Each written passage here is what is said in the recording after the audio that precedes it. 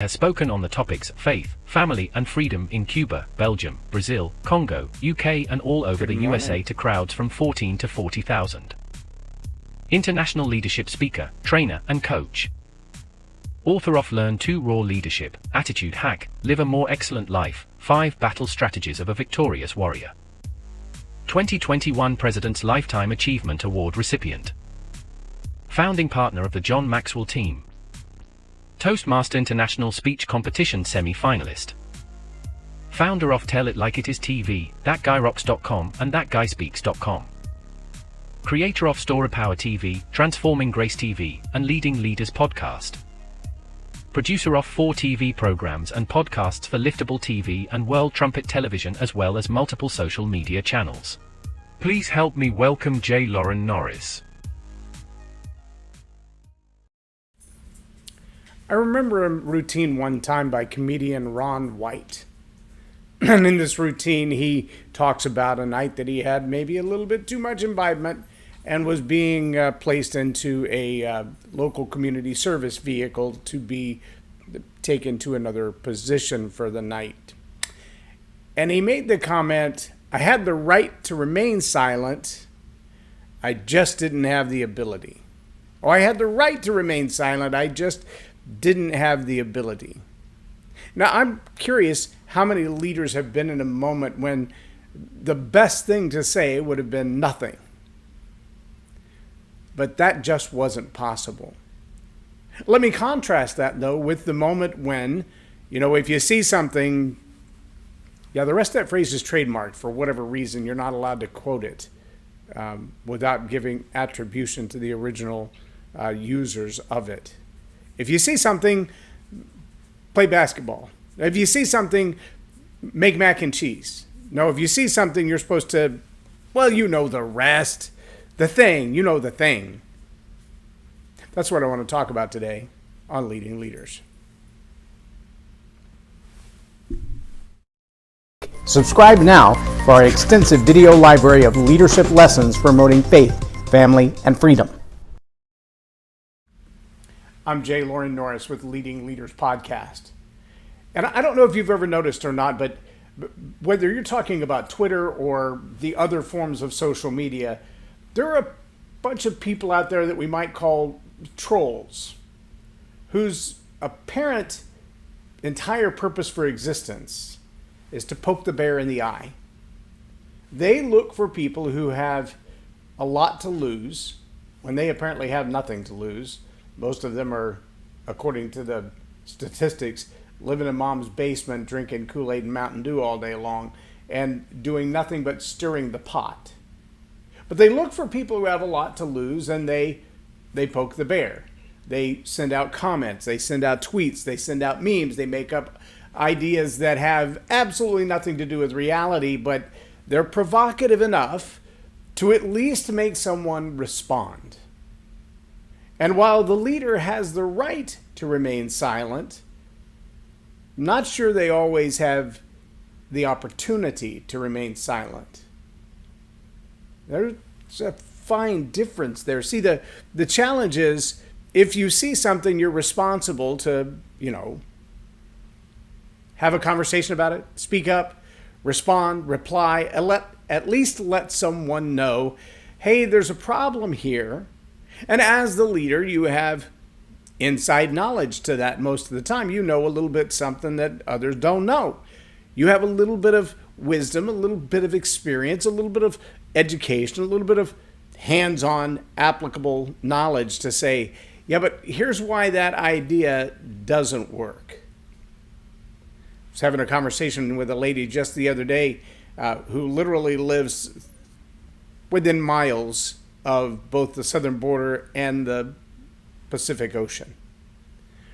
But prior to living there, her family comes from a part of the world where socialism and communism took over and changed the world.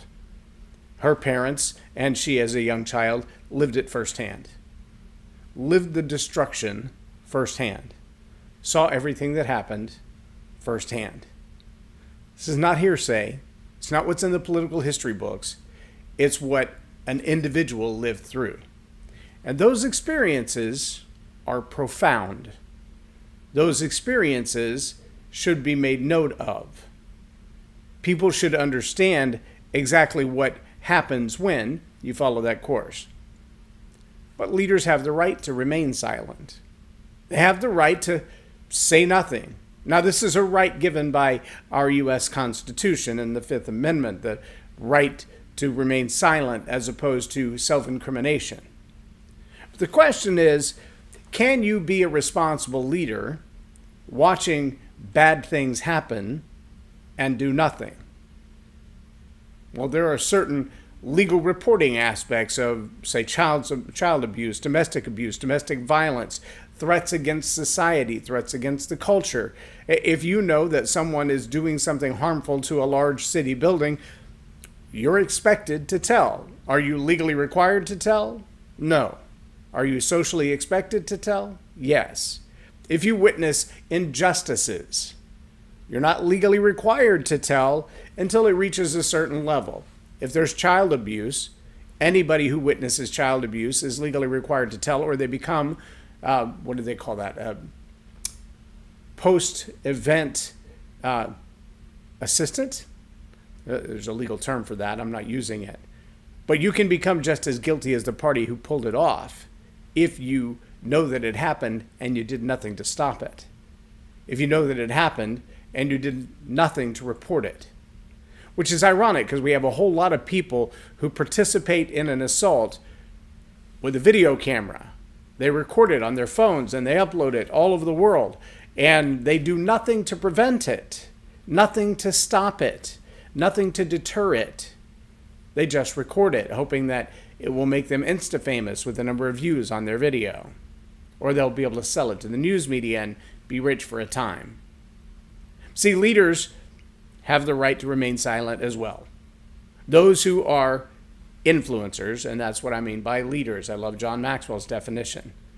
Leadership is influence, nothing more and nothing less. Leaders have the right to say nothing. To be silent in the face of your enemy sometimes is a very powerful thing. To be silent in the face of tragedy is in itself a tragedy. I believe it was Dante who said, "The hottest fires of hell will be reserved for those who in time of moral tragedy did nothing." Leaders have the legal right, according to our Constitution, to remain silent. Or do they?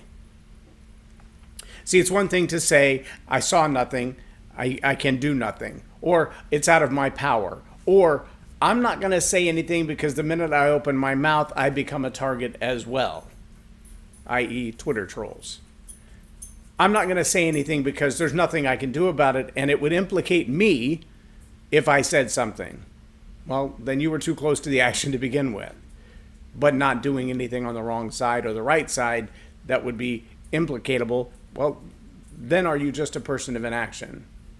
See, we're reaching a phase in our society and our culture from parents and teacher relationships to student and teacher relationships to student relationships, where there are a whole lot of outside forces pressing in on bringing damage and destruction to those relationships. A whole lot of cultural mores that are overlaying what really goes on in a family, in a home, in a school environment. A whole lot of those same things are pressing in on corporate America, and they're pressing in on small businesses, policies that are being made at a city and state level that are impacting everyday people. Everyday people. Joe, the plumber with 2 trucks and 4 guys, can't get his work done because there are policies that are being written that are making his job nearly impossible, things that he's expected to maintain, manage, and report that have nothing to do with plumbing and nothing to do with his job as the owner or leader or runner of that business. There are a whole lot of these little things that are coming up that are being mandated from on high, from people who have an opinion, they have an ideological standpoint, a viewpoint that they would love to see imposed on everybody else, but they don't have the hands-on knowledge, the wisdom that a local leader would have to say, hang on, let me explain how your policy will immediately impact families. Let me explain how your policy will immediately impact small businesses and therefore economies and therefore communities. They have these ideological concepts that sound really good on a global mechanics framework, but the minute you bring them down to the brass tacks. One example, let's move everybody to electric cars because petroleum-based cars are damaging the environment. Duh, everything that makes up an electric vehicle comes from petroleum. The plastic coating on the wires that run from the battery to the motor, petroleum. Yeah, plastic is a petroleum product. You knew that, right? The seats, the door handles, everything in the vehicle. How do you think they melted the iron or the steel to make the frame? It's all resources that come from petroleum. What about the resources that make the battery? Yeah, natural resources, not sustainable, being mined under slave labor all over the world, in DRC, where I've been a couple of times.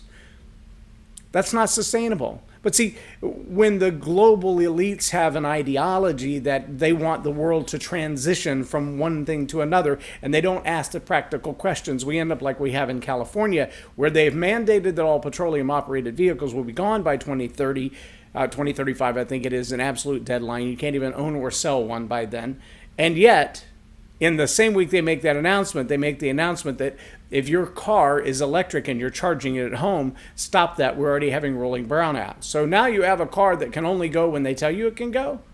You can only charge it enough to get to the local convenience store and back. You can't get out of the state because you can't drive far enough to leave the state on a single charge, and you can't stop anywhere to charge it because you can't even charge it at home. Where else are you going to find to charge it? See, we've got a self-perpetuating problem that's creating a bigger problem, when the solution isn't really that complicated.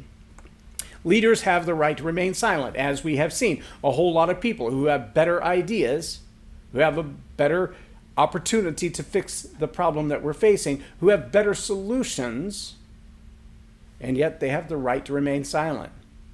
They have every right to say and do nothing while it all comes apart. Or do they? Do they have an obligation to society, to their business, to their family, to their local communities, to their neighbors? If you have a solution, if you have a better idea, don't you have an obligation to speak up?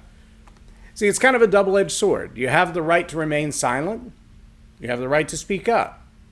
One is going to come with the social consequences of how in the world could you get involved in that? It's none of your business. And the other is going to come with the social consequences of how could you have known the solution or refused to provide it?